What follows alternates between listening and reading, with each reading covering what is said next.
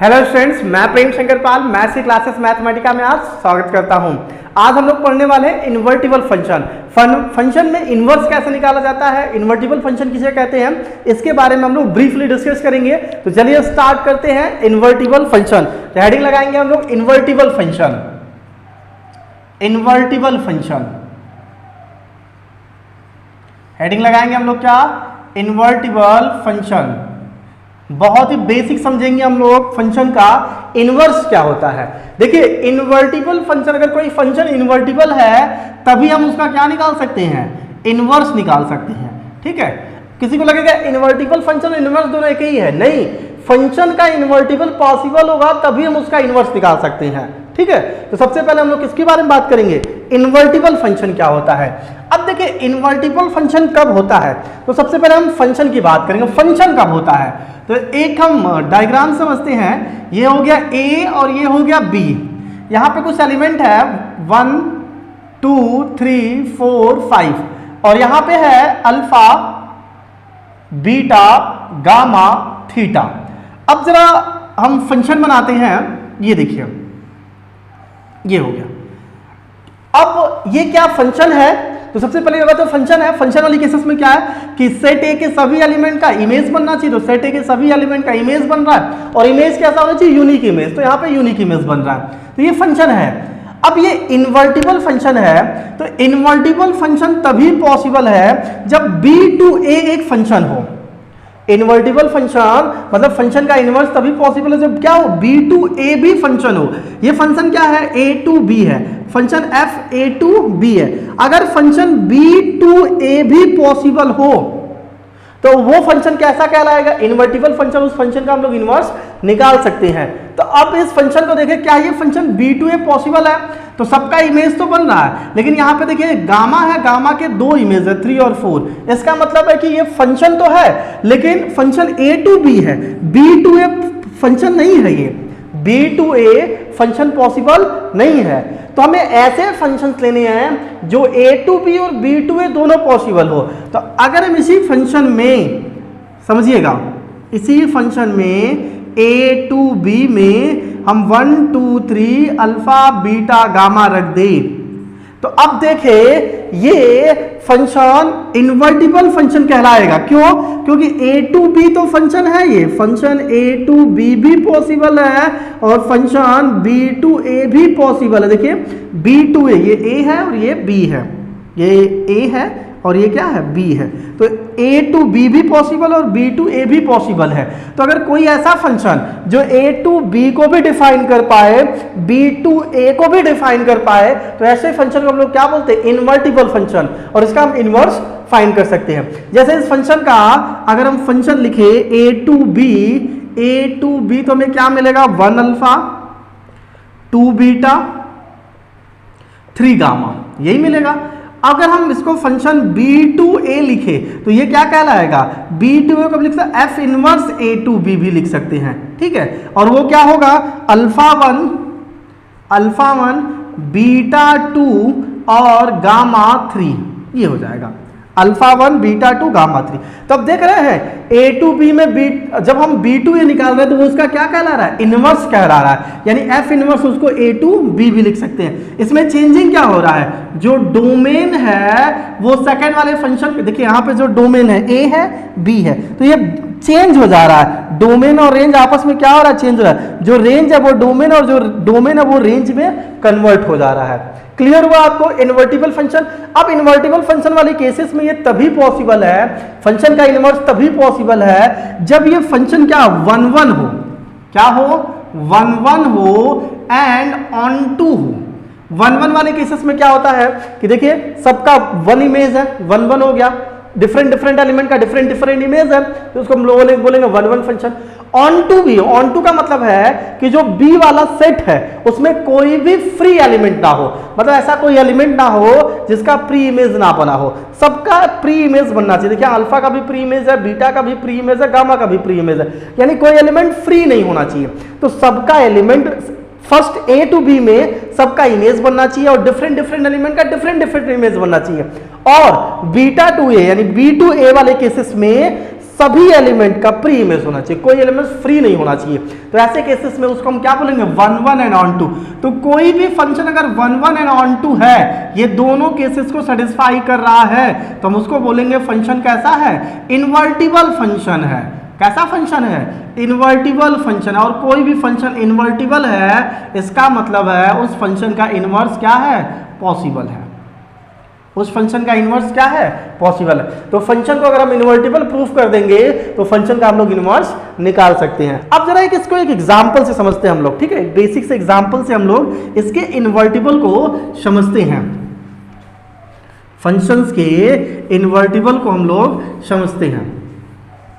चलिए देखिए, एक फंक्शन है f123 टू ABC, ये लिखा है फंक्शन 1 2 3 टू ABC। इसके कहने का मतलब क्या है, ये फंक्शन A टू B है, फंक्शन A टू B है, ये A हो गया और ये B हो गया। 1 2 3 वाली केसेस में हमको क्या मिल रहा है, ABC, ये fx की बात कर रहा है, fx। एक फंक्शन और है, फंक्शन ABC टू 1 2 3, ये लिखा है। अब इस वाले केसेस को वैसे समझ लेते हैं, ये B टू A है, क्या है 1 2 ABC और यहाँ है 1 2 3। अब देखिए ये इस टाइप से फंक्शन है, ये इस फंक्शन को हम लोग मान लेते हैं gx, इसको हम लोग क्या मान लेते हैं, fx, और इसको हम लोग क्या मान लेते हैं, gx फंक्शन। अब इस केसेस में fx और gx में अगर हम इसमें गॉफ निकाले, कंपोजिशन ऑफ फंक्शन पढ़े ना, गॉफ निकाले, तो इसको हम लिख सकते हैं g ऑपरेशन fx, ये। और x वाले केसेस में 1 2 3 है, तो हम ये कर दें g f1 की वैल्यू। तो अब देखिए g f1 की वैल्यू, f1 की वैल्यू क्या है, a, तो हो जाएगा g a, और a की वैल्यू क्या है 1, तो यहां से मिल जाएगा 1। इसका मतलब है कि गॉफ 1 की वैल्यू मिल रहा है 1। क्लियर हुआ। अगर हम गॉफ 2 निकालें, गॉफ 2 की वैल्यू निकाले, तो हम लिखेंगे g ऑपरेशन f2, यही लिखेंगे ना, और f2 की वैल्यू क्या देगा, b, तो हो जाएगा gb, और gb की वैल्यू क्या देगा 2। इसी तरीके से gof, गॉफ 2 की वैल्यू हमको क्या मिल रहा है 2। अगर इसी तरीके से सिमिलरली गॉफ 3 निकालेंगे तो हमको क्या देगा 3। तो हम ये कह सकते हैं कि गॉफ x की वैल्यू हमको क्या मिलेगा, x, यानी सेम जो डोमेन है वही रेंज है। इसको हम लोग बोलते हैं आइडेंटिटी फंक्शन। क्या बोलते हैं, आइडेंटिटी फंक्शन। उसको हम लिख सकते हैं ix, g of x equal to हमको क्या मिल गया, ix। अगर हम लोग फॉग निकालें, फिर समझिएगा, हम लोग क्या निकालते हैं, फॉग। तो फॉग वाले केसेस में f ऑपरेशन gx या gy, या जो भी कर सकते हैं आप, इसको x से रिलेटेड मान लीजिए और इसको y से रिलेटेड, तो y वाले केसेस करते हैं तो f gy, यानी a कर लीजिए। तो ga की वैल्यू क्या है 1, तो ये हो जाएगा f1, और f1 की वैल्यू क्या है a, तो यहां से मिल जाएगा a, यानी फॉग a की वैल्यू हमको दे रहा है a। क्लियर हुआ। अगर हम फॉग b की वैल्यू निकाले तो हमें मिलेगा b, फॉग c की वैल्यू निकाले तो देखिए क्या मिलेगा, gc की वैल्यू क्या है 3, तो ये हो जाएगा f3, और f3 की वैल्यू क्या है c इक्वल टू c, तो यानी फॉग 3 की वैल्यू को क्या मिल रहा 3, यानी फॉग x की वैल्यू x मिल रहा था, तो फॉग y की वैल्यू हमको क्या मिल रहा y, यानी इसको हम लिख सकते हैं f of y is equal to iy। क्या लिख सकते हैं, f of y is equal to iy। देखिए जब गॉफ x आइडेंटिटी फंक्शन हो, फॉग भी आइडेंटिटी फंक्शन हो, इसका मतलब क्या है कि जो फंक्शन x टू y है या a टू b है, जो भी आप मान लीजिए a टू b है, इसका इनवर्स हमको क्या मिल रहा है, b टू a। क्या मिल रहा है, b टू a, यानी फंक्शन b टू a जो है ये इनवर्स है किसका, फंक्शन a टू b का, यानी फंक्शन a टू b का इनवर्स है फंक्शन b टू a। तो अगर केसेस में गॉफ, देखिए दो तरीके हैं, एक तो 1 1 और ऑन टू से दिखा दीजिए कि 1 1 और ऑन टू दोनों मिल जाए, तो ऐसे फंक्शन को हम लोग क्या बोलेंगे, जो 1 1 भी पॉसिबल हो, ऑन टू भी पॉसिबल हो, तो इन्वर्टिबल पॉसिबल हो, तो उसका हम इनवर्स निकाल सकते हैं। दूसरा कंडीशन क्या है कि हम क्या निकाल दे, गॉफ निकाले, गॉफ की वैल्यू आइडेंटिटी ऑफ एक्स मिले, यानी गॉफ एक्स की वैल्यू आई एक्स मिले और गॉफ वाई की वैल्यू वाई मिले, तो जो गॉफ वाई आई है, ये जो गॉफ वाई है ये गॉफ एक्स का क्या है, इनवर्स है।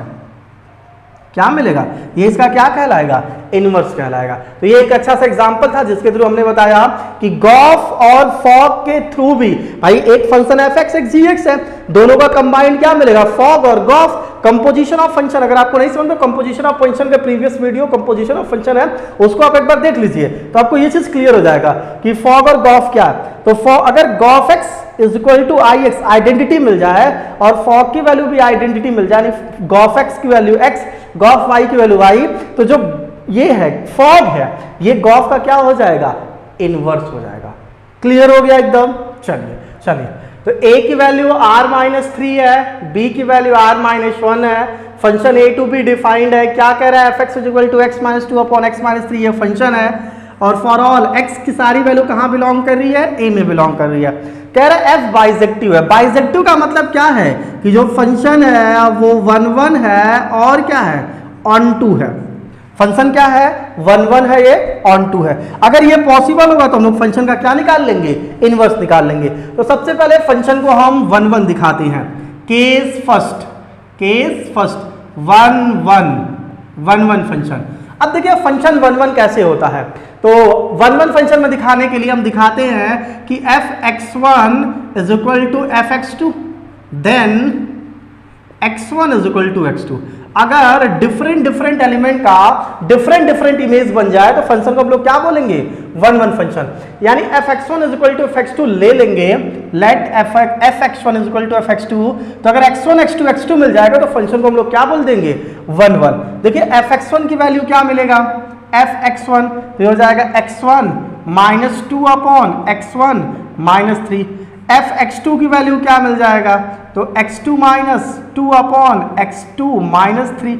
अब हमें दिखाना है f(x1) = f(x2), f(x1) = f(x2), यानी x1 - 2/x1 - 3 = x2 - 2/x3 - x2 - 3, ये दिखाना है।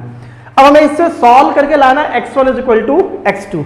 तो देखिए क्या ये x1 = x2 देता है, तो क्रॉस मल्टीप्लिकेशन कर देते हैं हम लोग, x1 - 2 x2 - 3 = x1 - 3 और x2 - 2, ये हो गया। करेंगे इधर मल्टीप्लाई करेंगे तो हो जाएगा x1 x2 - 3x1 - 2x2 +6 = x1 x2 - 2x1 - 3x2 +6।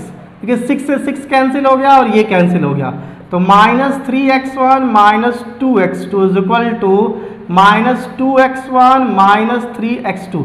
सबको इस साइड लाते हैं, तो -3x1 और इधर आएगा तो +2x1 मिलेगा। इसको इस साइड ले जाते हैं, -3x2 ये हो जाएगा +2x2। यहाँ सॉल्व करेंगे तो हमको क्या देगा, ये -x1, और यहाँ सॉल्व करेंगे तो क्या देगा, -x2। माइनस से माइनस कट गया तो x1 = क्या मिल गया, x2।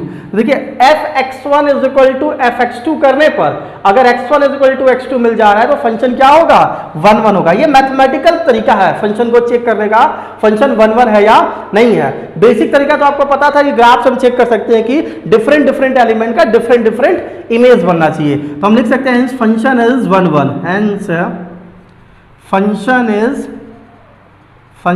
इज 1, ये 1 हो गया। अब हमें क्या दिखाना था इसको, बाइजेक्टिव। तो ये बाइजेक्टिव तभी होगा जब वो इंजेक्टिव और सर्जेक्टिव दोनों हो।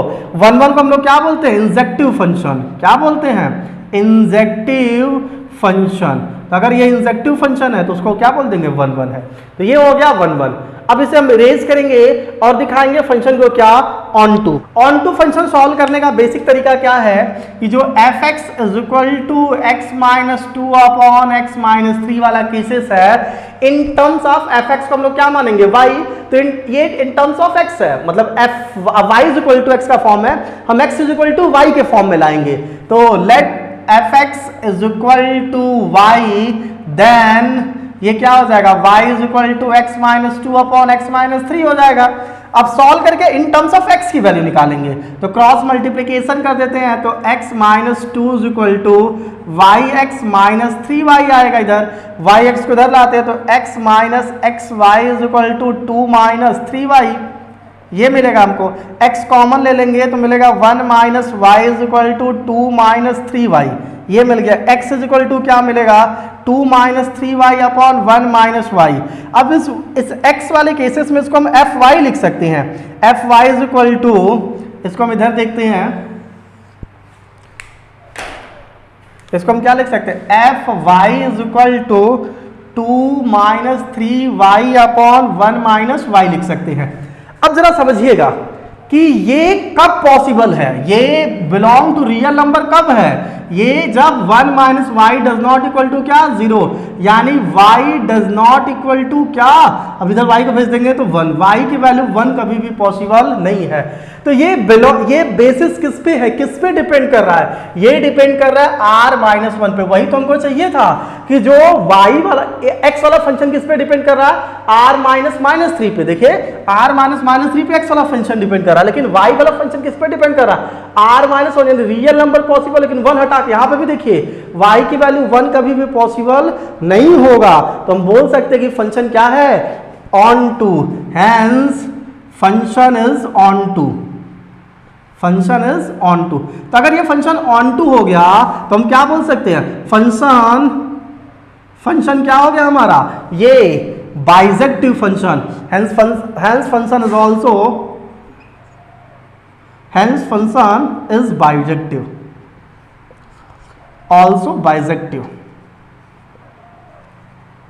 ये हमको क्या मिल गया, बाइजेक्टिव मिल गया, क्योंकि ये वन वन को भी पॉसिबिलिटीज दे रहा है, ऑन टू को भी पॉसिबिलिटीज दे रहा है, यानी वन वन भी है ऑन टू भी है, तो फंक्शन को हम लोग क्या बोल सकते हैं कि फंक्शन क्या है, बाइजेक्टिव है।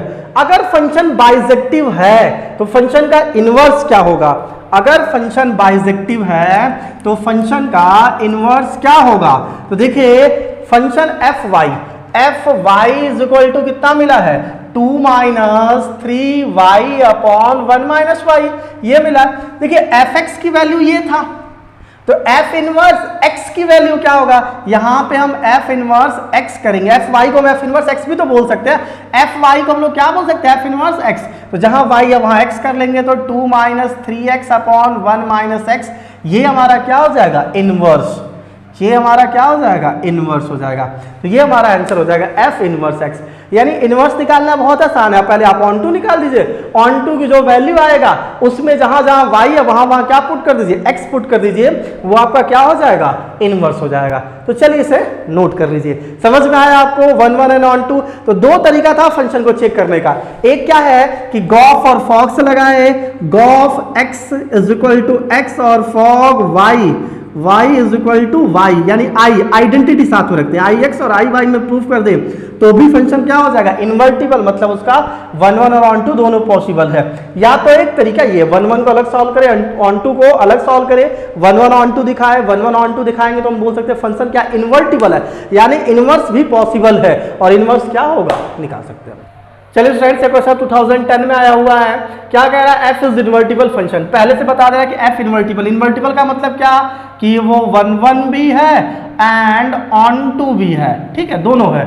Defined by as f x is equal to 3x माइनस 4/5, find f inverse. F inverse क्या होगा इसका, देखिए ये इन्वर्टिबल है तो let f x is equal to हम लोग क्या मान लेंगे, y, तो y इज इक्वल टू हो जाएगा 3x माइनस 4/5। इन टर्म्स ऑफ x की वैल्यू निकालेंगे तो क्रॉस मल्टीप्लीकेशन कर देते हैं, 3x minus 4 is equal to क्या मिलेगा आपको 5y, 3x is equal to क्या मिलेगा आपको 5y प्लस 4, x की वैल्यू 5y प्लस 4/3, ये मिल गया। अब देखिए इन टर्म्स ऑफ x की वैल्यू 5y प्लस 4/3 मिला, f इस x को हम क्या लिख सकते हैं, fy, जैसे ये fx था तो ये fy हो गया, fy is equal to 5y plus 4/3। हमें क्या चाहिए, f इनवर्स x, तो fy ही हमारा क्या होता है, f इनवर्स x होता है। एफ वाई हमारा क्या होता है, एफ इनवर्स एक्स होता है, तो इसको हम लिख सकते हैं f inverse x is equal to y, ये वाई मतलब इनवर्स हो गया, वाई की जगह एक्स रख दीजिए तो 5x + 4/3, ये आंसर आ गया। तो इसका मतलब हुआ कि 3x - 4/5 का इनवर्स क्या होगा, 5x + 4/3 होगा। चलिए इसे आप नोट कर लीजिए। तो ठीक है, कैसा लगा आपको ये इनवर्स इन्वर्टिबल फंक्शन, समझ में आया नहीं आया? अगर आपको वीडियो समझ में आता है, अगर आपको वीडियो पसंद आता है तो आप वीडियो को लाइक करें, चैनल को सब्सक्राइब करें और अपने फ्रेंड्स को क्या करें, शेयर करें। Thank you.